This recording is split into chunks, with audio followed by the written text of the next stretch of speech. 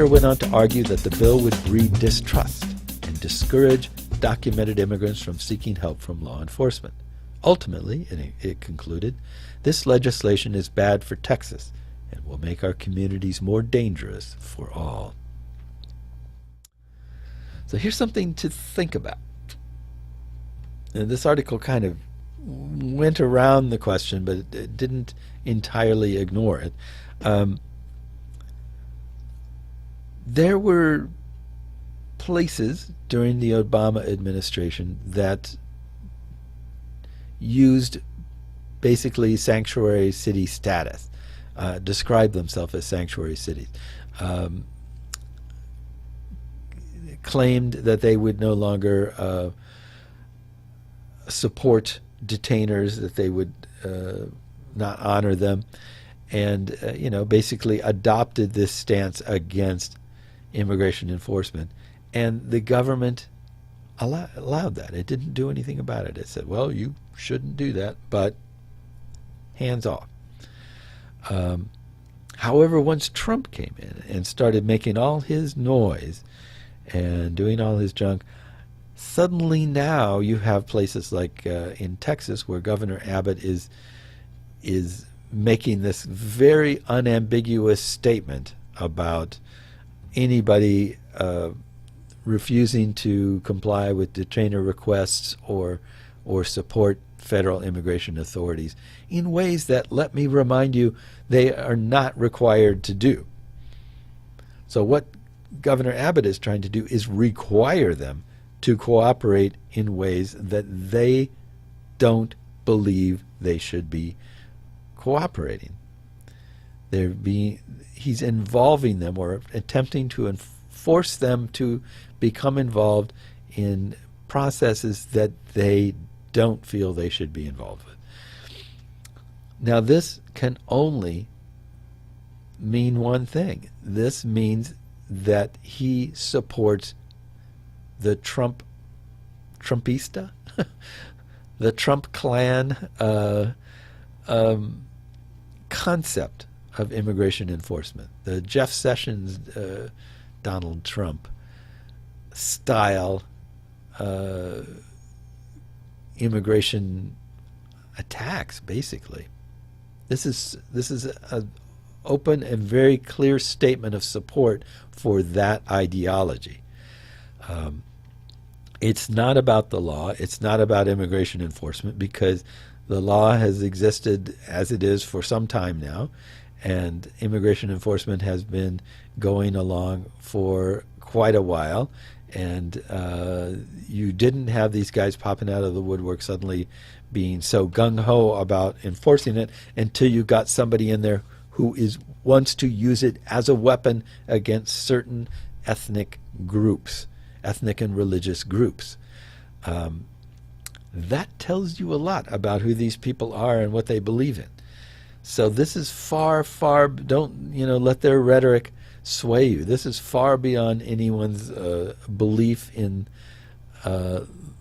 our system of justice and any of the other kind of excuses that they might make. This is clearly an unambiguous and as close to a direct statement as you can get that I too am a bigot and a racist, and I want to support efforts to criminalize and pathologize even immigrants in our country.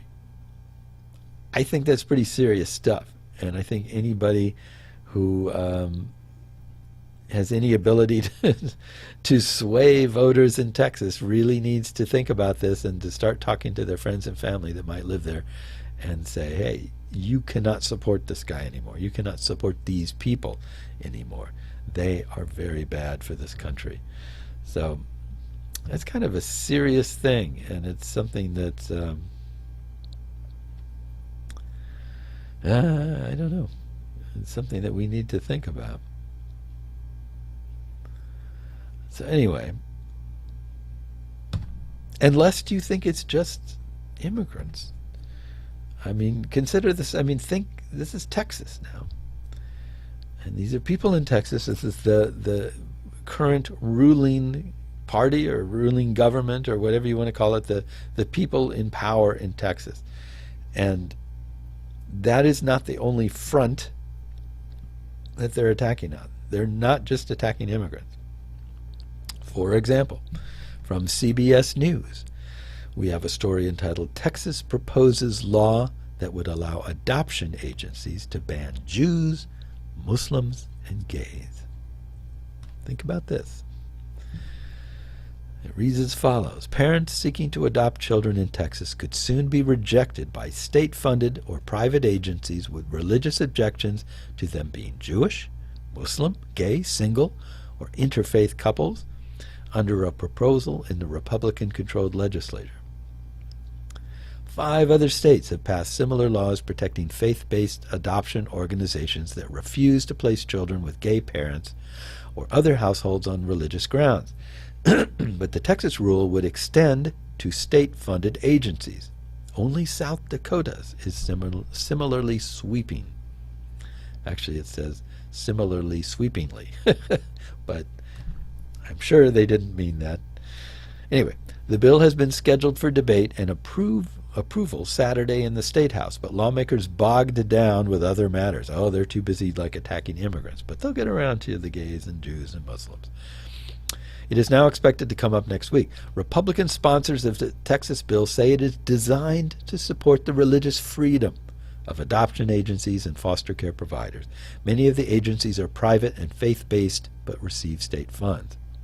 But opponents say it robs children of stable homes while funding discrimination with taxpayer dollars. This would allow adoption agencies to turn away qualified, loving parents who are perhaps perfect in every way because the agency has a difference in religious belief, said Catherine Oakley, senior legislative counsel for the Human Rights Campaign. This goes against the best interest of the child. The bill also blatantly violates the Constitution, Oakley added. Oh, I'm glad that somebody brought that up. As a government entity, Texas is bound to treat people equally under the law, said Oakley. This is a violation of equal protection under the law.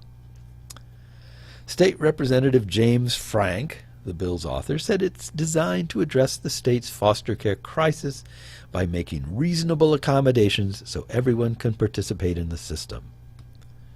Everyone is welcome, but you don't have to think alike to participate, said Frank, a Republican from rural Wichita Falls, near Texas's border with Oklahoma.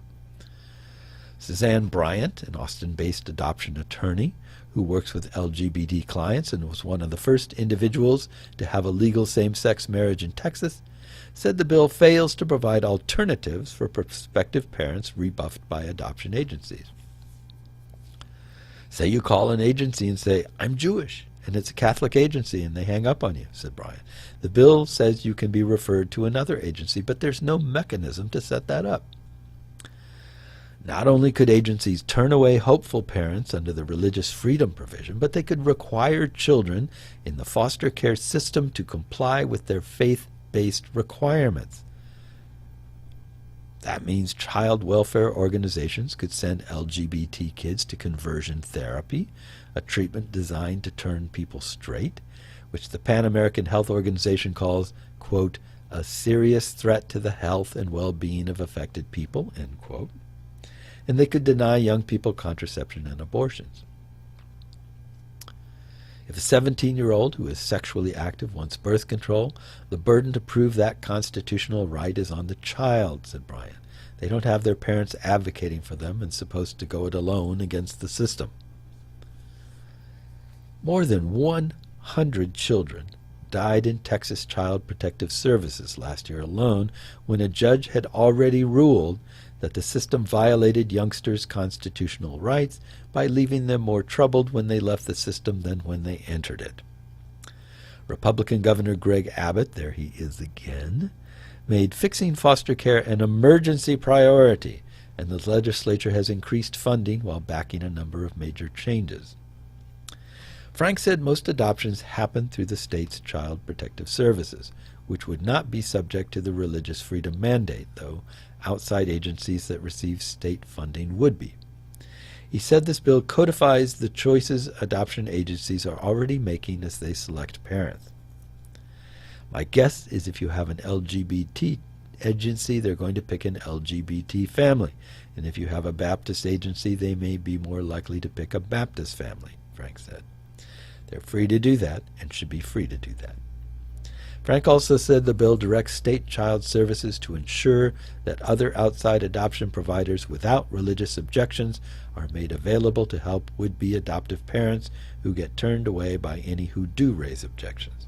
But his proposal is just one of 24 pending bills in the Texas legislature that LGBT advocates say encourage discrimination. So think about this in conjunction with the last thing. So Texas has stated quite clearly and unequivocally that at least the government, the current ruling powers, support the Trump/Sessions anti-immigrant agenda. And, according to this, they fully support a Christian-centric, heterosexual-centric adoption system where those people are basically treated in a special way. Now, it's written in such a way that you can say, well, no, it allows everyone to basically discriminate according to their own choices. But given this is always the argument of status quo supporters, is that once they've arranged things so that they're pretty much in power and in control, then they say, well, no, let's just make it equal for everybody. Let's just keep it the way it is, and everybody gets a chance to discriminate equally. But you can't if you're in a minority, if you're one of the rare few who has a certain belief system or a certain sexuality or gender or whatever. You can discriminate all you want. It won't do you a lick of good when the majority is discriminating against you. So while they're still the majority, they want to establish rules that allows discrimination. Trump was trying to do this with one of his mini executive orders the other day, but he kind of failed to really come up with anything that really worked. But he was attempting to do this and allowed religious discrimination nationally. Christianity is the dominant religion, so who has the most power to discriminate in a place where they are dominant? Yeah.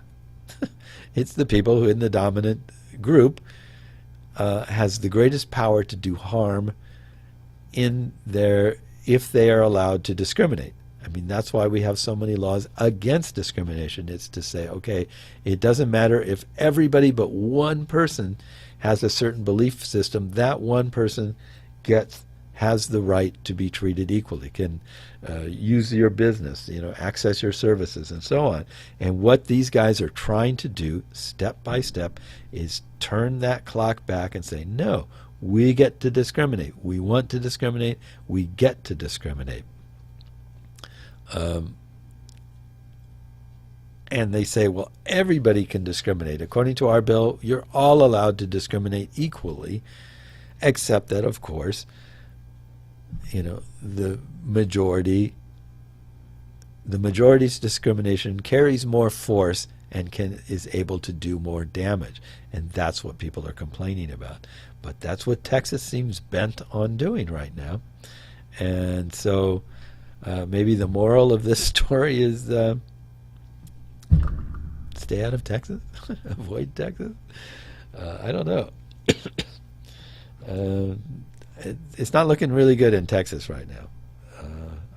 I can't support that state at all. They're doing some terrible things, really terrible things. So, moving onward, we got a lot of different topics to cover. I'm trying to figure out which one. Okay. Wow, I thought I had something else here, and I'm not seeing it.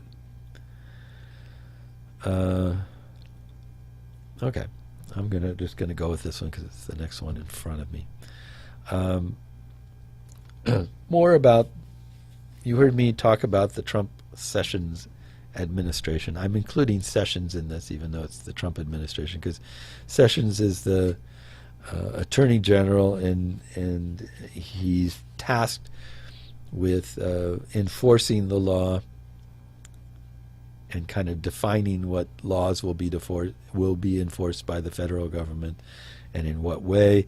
And he's every bit the bigot and racist that Trump seems to be.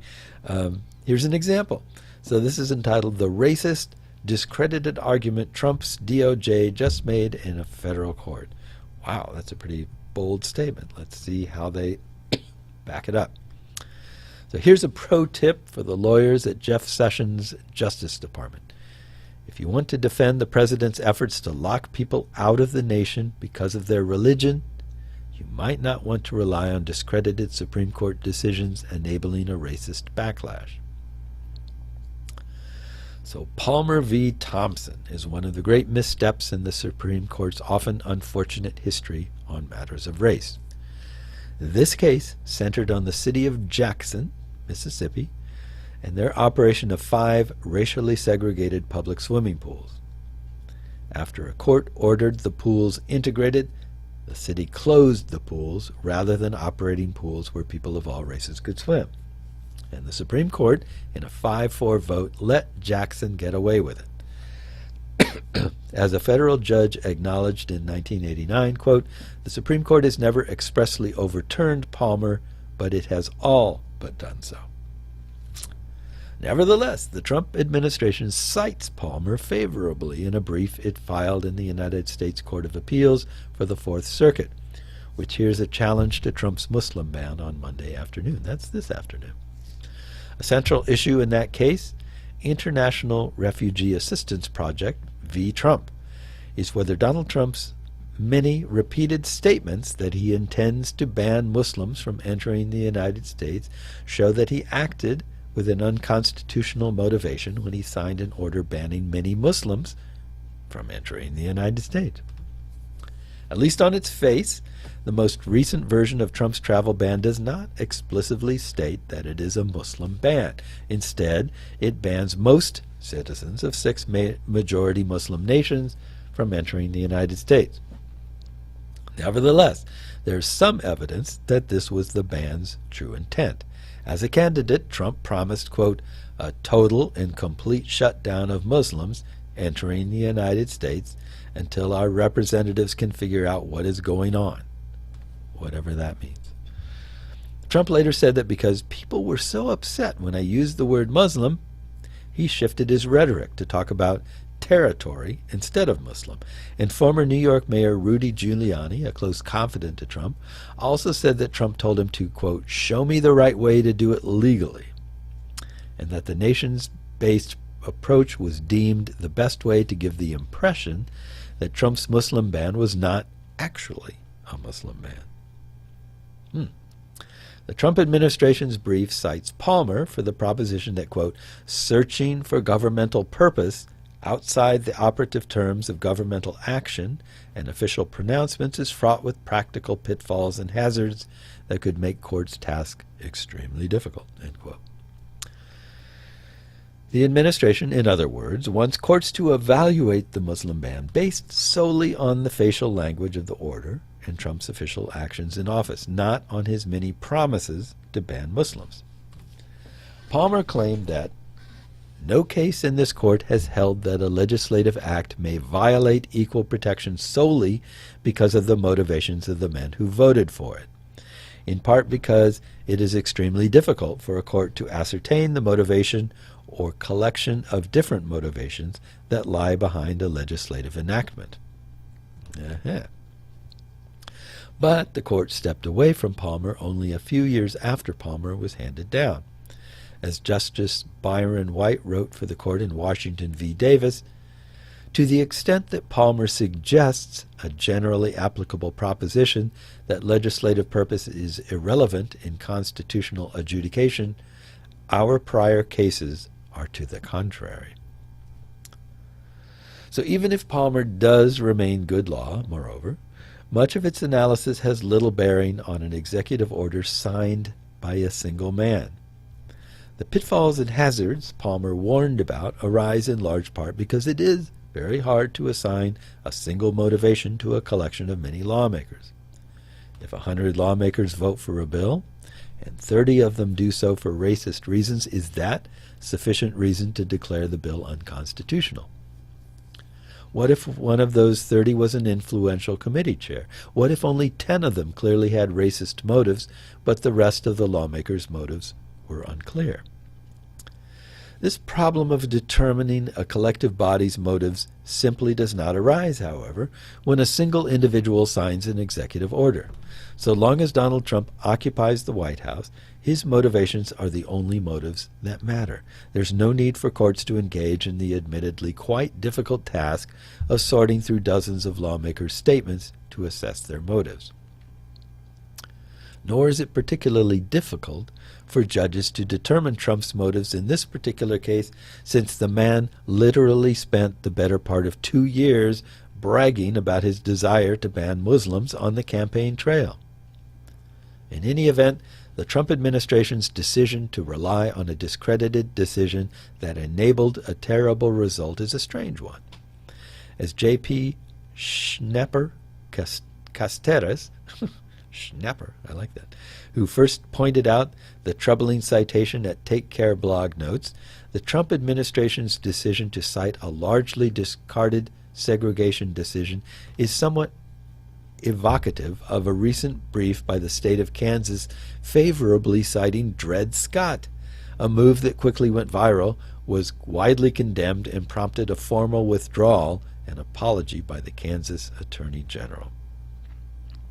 Wow. So, according to them, you can't judge the intent of this executive order based on this Palmer previous court order.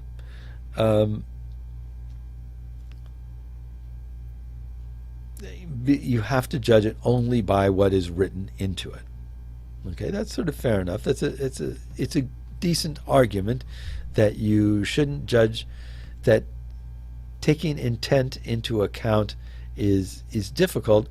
But as this article states, it's not that difficult in this case because the person made his intent very clear. And so we can assume that it is possible to take him at his word. I think it's difficult to ever take Trump at his word, since he's such a consummate and consistent liar. But, in this instance, he's been pretty consistent. So, I don't know. But that's the story there. And that's... what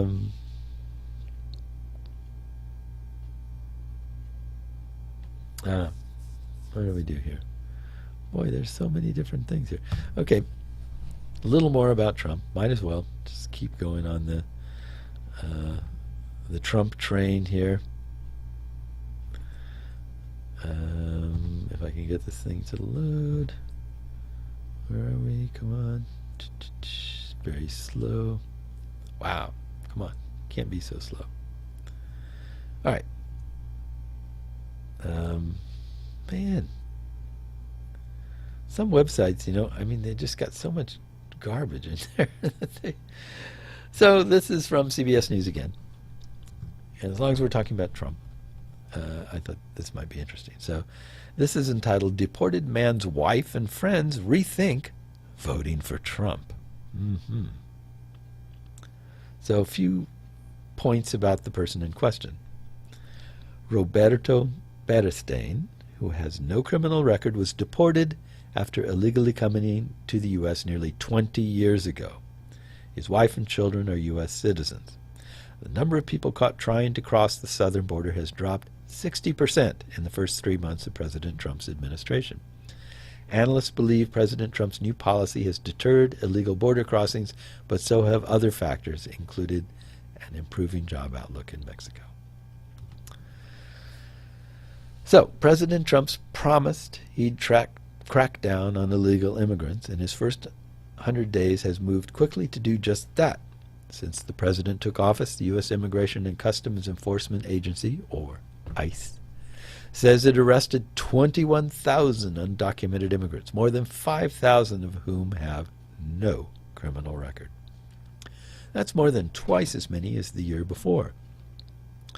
The president's supporters argue his tough new policy has led to a dramatic drop in the number of people trying to cross into the U.S. this year, but it's also had a profound effect on communities throughout the country.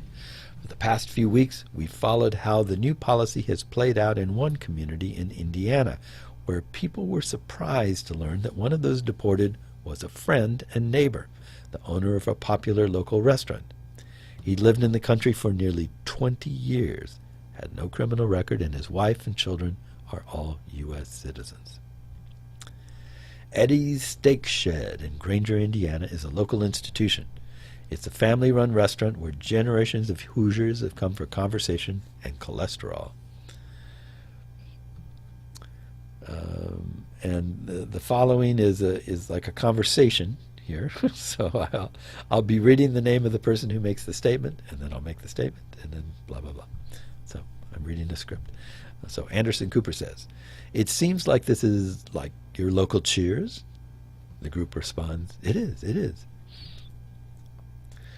But as we spoke with these regulars a few weeks ago, the man they said was the heart of the business, its longtime cook and new owner, Roberto Betterstein, was behind bars awaiting deportation.